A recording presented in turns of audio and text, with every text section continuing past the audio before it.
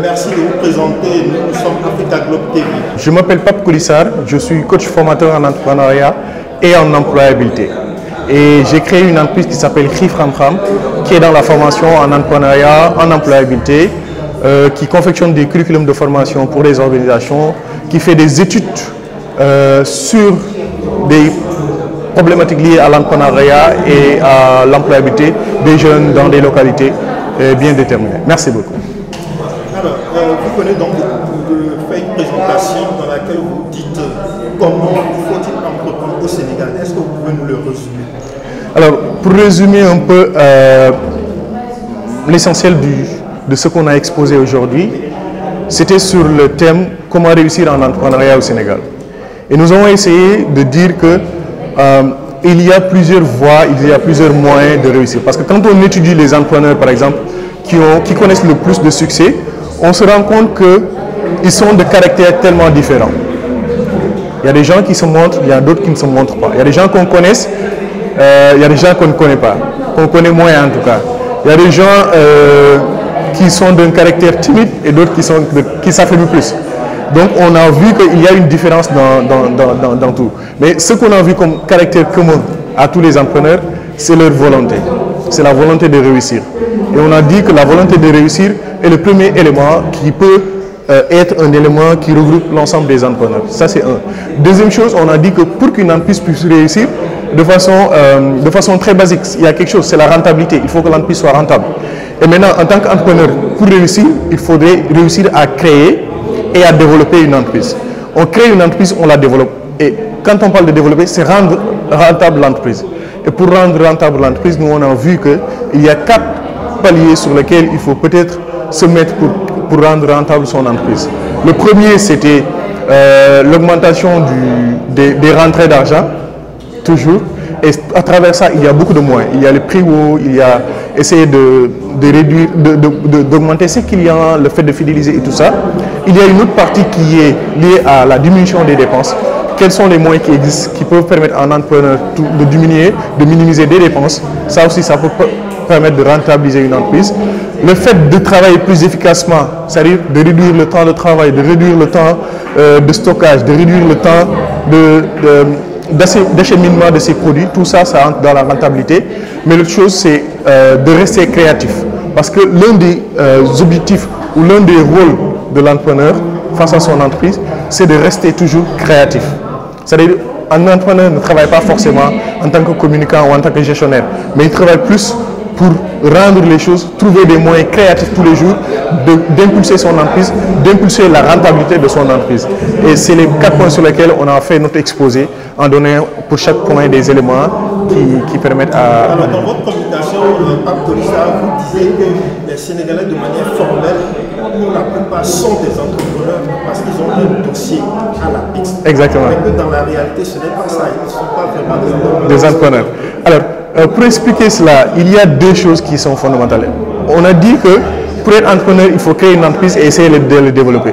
Mais il y a beaucoup de gens qui pensent que être entrepreneur, c'est quoi? C'est aller à l'EPIX, on vous demande c'est quoi votre nom d'entreprise, vous donnez votre nom d'entreprise, c'est quoi vos activités, vous donnez la liste de vos activités, vous sortez avec un dîner et un registre de commerce et vous dites que vous êtes entrepreneur. Et c'est notre problème ici. C'est notre problème. C'est que quand on va à l'EPIX, on se rend compte qu'il y a beaucoup de Sénégalais qui ont le dossier là-bas. Les noms d'entreprise fusent de partout. Et maintenant, quand on demande par exemple au bout de 1 an, c'est quoi le chiffre d'affaires de cette entreprise, ou c'est quoi le nombre d'employés, ou encore c'est quoi les actions, les transactions qu'ils ont fait, on sait qu'ils ont fait 0 transaction. L'autre problème, c'est les gens qui vont sur Facebook, qui vont sur Instagram, créer une page sur Facebook, demander à leurs amis de liker la page et de penser qu'ils sont des entrepreneurs parce qu'ils ont créé des choses sur Facebook. Alors que quand on voit le nombre de chiffres dans le chiffre d'affaires, le nombre de transactions qu'ils ont fait, c'est autour de 0. Pour dire qu'en réalité, l'entrepreneuriat, c'est la création d'entreprise, mais aussi c'est le développement de cette entreprise-là. Il faut que cette entreprise-là fasse des actions. Il faut que cette entreprise-là crée de la valeur qui est achetée par des clients. Oui, c'est justement ça. Vous avez également parlé de la valeur symbolique et de la valeur réelle. Oui.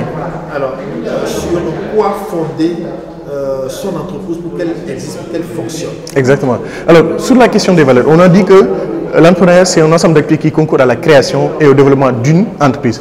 Maintenant, le but premier de cette entreprise doit être la création de valeur. Maintenant, je dis qu'il y a 2 types de valeurs. On peut créer une valeur réelle et une valeur symbolique. Et j'ai dit que nous, Africains globalement, nous fondons toujours notre entreprise sur des valeurs réelles. Nous essayons toujours de voir quel est le besoin des gens, comment ils répondent et tout ça. Mais il y a des valeurs symboliques sur lesquelles aussi il faut fonder son entreprise. C'est-à-dire qu'il ne suffit pas de dire que j'ai le produit qui satisfait telle demande. Par exemple, je vends du riz.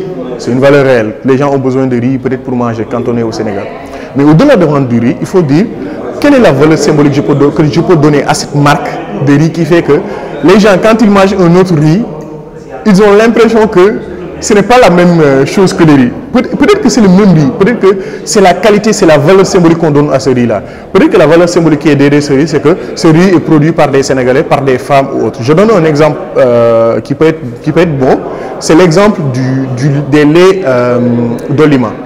Moi, quand j'achète un lait d'Olima, la valeur symbolique qu'il y a derrière ce sachet de lait, c'est que j'ai conscience que ce lait a permis à des éleveurs sénégalais de ne pas verser leur lait. Ce lait que je suis en train de boire permet à des éleveurs sénégalais de pouvoir nourrir leur famille, de pouvoir envoyer leurs enfants à l'école. Et c'est ça la valeur symbolique. Au-delà de la valeur, j'ai besoin de lait, je vais acheter. Mais il y a une valeur symbolique qui fait que j'ai une double satisfaction quand je prends le lait d'Olima. Et c'est ça. Et je pense que tous les Sénégalais, tous les entrepreneurs sénégalais doivent veiller à donner autant de valeurs réelles que de valeurs symboliques à leurs produits. Ça renforce un peu la fidélisation du client, ça renforce le fait que les gens vont acheter, ça renforce qu'on a une communauté qu'on crée derrière. C'est-à-dire que les entreprises ont besoin de créer aujourd'hui des communautés qui vont être des communautés de supporters, des communautés de prescripteurs et autres. Aujourd'hui, je ne prends pas l'exemple des autres laits, mais je prends l'exemple de Dolima. Pourquoi? Parce que je crois qu'en le faisant, je fais du bien. Parce que je fais du bien, non pas à l'entrepreneur qui l'a créé, mais aux personnes qui sont impactées positivement par cette entreprise. Et c'est ça exactement. Mais non seulement il l'a fait, mais il l'a montré. À travers la publicité qu'il a fait, il a montré, à travers toute sa communication, il a montré que la valeur symbolique, c'est autour de ça. Et il faut savoir construire son entreprise aussi sur des valeurs symboliques au-delà des valeurs réelles.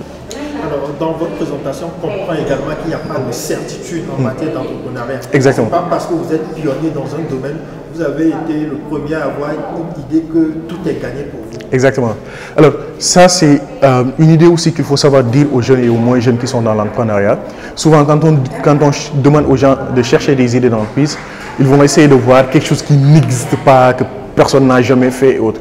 Et j'ai dit que ça, c'est important, de chercher à être innovant, de chercher à être le premier. Mais j'ai dit toujours, quand une idée est une bonne idée, c'est vous-même qui attirez la concurrence. Et dans l'entrepreneuriat, ce n'est pas simplement dire que je suis le premier, mais c'est se dire je suis le premier, le premier à m'installer, mais je suis le premier du point de vue des ventes, je suis le premier du point de vue du chiffre d'affaires et autres. Donc c'est une compétition, l'entrepreneuriat c'est une compétition. Soit vous venez dans un domaine qui est concurrentiel, vous êtes là pour faire la concurrence aux autres et essayer de vous battre pour les damer le pion, ou bien vous venez dans un domaine où vous êtes le premier, mais soyez sûr que si vous faites du bien, mais les gens vont venir. Il n'y a pas de raison pour que je crée une entreprise et que ça marche et que les autres n'imitent pas. Ils vont imiter. Mais l'essentiel, c'est de rester fort. C'est ne pas se dire, je construis tout autour de je suis le premier à le créer ou je suis le plus intelligent. Ça, ce n'est pas important en entrepreneuriat. En entrepreneuriat, c'est de dire je suis le plus rentable. C'est ça la question à laquelle on essaie de voir. Donc, c'est pour dire qu'un entrepreneur, il ne doit pas simplement essayer de satisfaire ses désirs, disons, de grandeur, de dire oui, je suis un entrepreneur, oui, je suis fort, oui, je suis intelligent. Mais c'est se dire que comment je vais faire pour être vraiment rentable. Souvent, on peut se dire, bon, excusez-moi, je m'en fous d'être le premier à avoir fait ça. Je m'en fous d'être le plus beau autre. Ce que je veux, c'est être le plus rentable. Et il le faut. Donc, il faut être rentable, non seulement il faut être rentable, mais il faut être rentable durablement. Durablement, exactement. Et l'autre aspect, vous disiez qu'il faut être un entrepreneur à succès, il faut s'intéresser à la psychologie. À la psychologie. Je pense que la psychologie, elle est tellement importante parce que quand on est entrepreneur, on fait affaire avec des gens, des personnes. Et je dis toujours, il y a deux choses à savoir chez les gens. C'est le cœur et l'esprit. Si on sait ce que les gens aiment, avant même qu'ils ne l'aiment, on réussit. Imaginez, vous pouvez deviner ce dont les gens ont besoin, ce que les gens aiment, avant même qu'ils commencent à aimer ça. Vous vous positionnez. Si on devine, si on est capable de comprendre comment les gens pensent, qu'est-ce qui les motive, quelles sont les couleurs qui les motivent, quelles sont les couleurs qui les font acheter. Et ça, c'est la psychologie des couleurs. Quels sont les mots qui leur font s'engager. Ça, c'est la psychologie autour des mots. C'est la psychologie autour de la communication, la psychologie autour du choix des produits, les formes des produits. La psychologie pour pouvoir voir un peu ce qu'on appelle l'intelligence émotionnelle, pour gérer en interne son entreprise, pour gérer en interne ses partenariats. Par exemple, quand on fait la psychologie de la négociation, par exemple, c'est des choses qui sont disponibles et gratuitement. Sur Internet, vous pouvez trouver des cours sur la psychologie de la négociation. Si vous êtes un entrepreneur, vous allez négocier énormément de choses avec des partenaires, avec des clients, avec les gens de l'interne, c'est-à-dire vos employés. Vous allez négocier tout le temps. Donc, comprendre la psychologie de la négociation vous permet d'être un entrepreneur plus performant. Comprendre la psychologie des couleurs va vous permettre deux choses. Au niveau interne, comment vous allez designer votre entreprise, ça c'est important. Mais comment vous allez designer votre produit? Quels sont les mots que vous allez utiliser pour vendre? Quels sont les moments que vous allez utiliser pour communiquer? Quels sont les moments pour vendre? Et ça, tout ça, c'est important. C'est pour ça que je dis, la psychologie, c'est quelque chose d'extrêmement important. Et nous, en Afrique, au Sénégal en tout cas, j'ai vu que les gens ne l'utilisaient pas beaucoup. Donc, et quand on est entrepreneur, pour moi, quand on s'intéresse à la psychologie, ça va beaucoup nous aider. Oui, la psychologie, c'est important. Vous disiez également que vous discutez un peu de la réalité du chiffre d'affaires chez vous. Exactement. Alors, il y a beaucoup aussi de gens qui s'intéressent quand ils sont entrepreneurs. En fait, ils nous disent, oui, l'année dernière, j'ai fait un chiffre d'affaires de 200 millions et autres. Et je dis, l'entrepreneur ne doit pas s'intéresser au chiffre d'affaires. L'entrepreneur doit surtout s'intéresser aux bénéfices nets qu'il a. Parce que si on fait un chiffre d'affaires de 200 millions sur une année, alors que quand on voit les charges, les dépenses sont à 150 millions, alors qu'il y a quelqu'un peut-être qui a un chiffre d'affaires de 60 millions, mais il a des charges de 1 million. Lui, il a fait un bénéfice net plus important que toi, tu n'as fait de bénéfice net. Donc c'est pour ça qu'aujourd'hui, il faut que l'entrepreneur aussi essaie de voir, non pas le chiffre d'affaires, ça c'est pas important, mais essaie de voir quel est le bénéfice net que j'ai pu faire en une année, en un mois, en une journée. Et c'est ça qui est important. Le chiffre d'affaires, oui, c'est important. C'est important d'en parler dans les débats, de dire oui, j'ai fait un chiffre d'affaires. Mais ce qui est plus important pour un entrepreneur, c'est ce qu'il arrive à garder réellement. Et c'est pour ça que je dis le focus sur lequel, en fait, ce sur quoi l'entrepreneur devrait faire focus, c'est cet élément-là lié au bénéfice net et non pas au chiffre d'affaires. Alors, au Sénégal, ici, quels sont les obstacles à la réussite d'un jeune entrepreneur? Est-ce qu'au sein de l'entourage, du milieu familial, il y a des obstacles en dehors de la question de financement que tout le monde évoque souvent? Alors, les obstacles, pour moi, les plus grands obstacles qu'on a ici au Sénégal, c'est d'abord psychologique et mental. C'est-à-dire qu'on nous dit beaucoup de choses sur l'entrepreneuriat qui ne sont pas vraies. Ça, c'est dommage. Plein de choses. Plein de choses. On nous dit qu'il faut être, par exemple, qu'il faut avoir ces qualités-là pour être un entrepreneur. Par exemple, allez sur Internet, essayez de voir la liste de qualités pour être un entrepreneur. On va vous sortir tellement de qualités, vous allez dire, mais moi, je ne peux pas être entrepreneur parce que toutes ces qualités-là, je ne les ai pas. On dit, c'est quoi un entrepreneur? Les gens, en fait, ils forcent. Alors que l'exemple de tous les jours nous montre qu'il n'y a pas de barrière d'entrée à l'entrepreneuriat. On a vu des entrepreneurs qui sont aujourd'hui, qui réussissent beaucoup, qui n'ont pas fait d'études. D'autres qui réussissent beaucoup, qui ne sont pas connus. D'autres qui réussissent beaucoup, qui sont timides. D'autres qui réussissent beaucoup, qui ne font même pas une bonne communication, mais qui réussissent beaucoup. Ça veut dire que, en réalité, c'est quand on va arriver à un niveau où les gens vont commencer à dire aux jeunes réellement comment il faut réussir en entrepreneuriat. Et après, on dit aux jeunes que pour réussir en entrepreneuriat, il faut avoir un financement. Ça, c'est pas vrai. Et ça, c'est le plus grand blocage. C'est-à-dire que les jeunes, ils font des projets pour dire, ok, je fais un projet de 2 millions ou je fais un projet de 3 millions. C'est un projet qui est axé sur le financement. Et le premier blocage, c'est de se dire que j'ai besoin de financement pour commencer. Ça, c'est un premier blocage. Et l'environnement ne nous aide pas. C'est-à-dire qu'on est dans un environnement où tout le monde va parler de DER, tout le monde va parler de moyens de financement, alors que la question, ce n'est pas la question du financement. C'est la question, oui, je ne dirais pas que personne n'a besoin de financement. Certainement, il y a des gens qui ont besoin de financement. Mais avant de parler de financement, on peut réussir de 1001 façons sans avoir de financement. Donc voilà, ça c'est des choses qui sont plus des blocages. Maintenant, au niveau familial, est-ce qu'il y a des blocages? Je ne crois pas trop. Peut-être qu'il y a chez certaines personnes où c'est plus difficile d'être entrepreneur, d'être accepté par sa famille comme entrepreneur. Par exemple, si on travaille déjà et qu'on veut abandonner son travail pour aller dans l'entrepreneuriat, les gens peuvent dire non, tu as une famille à gérer et tout ça. Mais à part ça, je ne vois pas trop de difficultés. Et c'est pour ça que j'invite les gens qui n'ont pas encore commencé à travailler à se mettre à l'entrepreneuriat. Parce que quand on est déjà employé, c'est plus difficile. Même si on gagne 100 000 francs, les gens vont dire « Ah, mais attends, tu gagnes déjà 100 000 francs, est-ce que tu vas pouvoir gagner ça dans l'entrepreneuriat ?» Les gens ont un peu peur.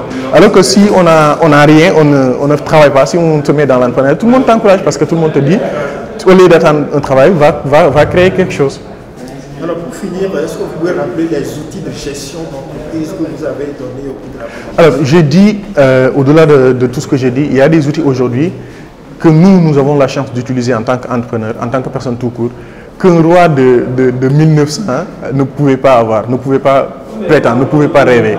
C'est des outils qu'on utilise tous les jours. J'ai dit que nous, en quelque sorte, on est plus riches que le roi de 1800. Et pourtant, le roi, il était roi d'une grande communauté. D'une grande communauté. Mais nous, on est plus riches parce que nous, on a la capacité aujourd'hui d'être là et de parler à quelqu'un qui est aux États-Unis. Un roi qui dirigeait peut-être tout le Sénégal n'avait pas cette possibilité en 1800 ou en 1900. Donc nous, on a cette possibilité-là. Il faut savoir utiliser ça. J'ai dit qu'il y a des outils comme WhatsApp Business que tout entrepreneur aujourd'hui devrait utiliser et optimiser. C'est-à-dire savoir utiliser WhatsApp Business de façon optimale, utiliser toutes les possibilités qu'il y a. Savoir utiliser des outils comme Trello. Savoir utiliser des outils. Trello, ça sert à gérer une équipe de façon virtuelle. Aujourd'hui, je suis là. Mon collaborateur est en France, mon collaborateur est à Bombay. Je peux faire affaire avec lui. Okay? Je peux travailler avec lui. Ça, c'est extrêmement important. HubSpot qui peut permettre à tous les entrepreneurs de gérer leur CRM, de gérer leurs clients, d'avoir une approche CRM beaucoup plus détaillée. Et tout ça, on peut l'avoir grâce à un smartphone, un simple smartphone, qui ne coûte même pas 100 000 francs. Alors que, de façon classique, si on devait le faire, il fallait beaucoup de personnes, il fallait beaucoup d'outils, il fallait beaucoup de moyens. Alors que ces outils-là sont gratuits, souvent il y a un abonnement à payer pour certains pour passer au niveau pro. Mais même le niveau basique nous permet de faire énormément de choses. Donc c'est des outils comme ça et tant d'autres outils que... Oui, exactement. Maintenant, moi je peux donner rendez-vous sur Xif Xam Xam, allez voir Xif Xam Xam sur internet, que ce soit sur YouTube, allez sur Instagram, allez sur Facebook, tapez Xif Xam Xam, contactez-nous si vous avez besoin de formation. Nous allons être là, nous allons participer au développement des idées sur l'entrepreneuriat. Parce que notre passion, c'est ça. Nous sommes passionnés par la réussite. Et c'est pour ça que nous appelons Xif Xam Xam, par la réussite. Et nous pensons que c'est la recherche de la connaissance qui peut mener à la réussite. Donc c'est ça Xif Xam Xam. Pape Koulissa, Africa Globe vous remercie. Merci à vous, merci, c'était bien.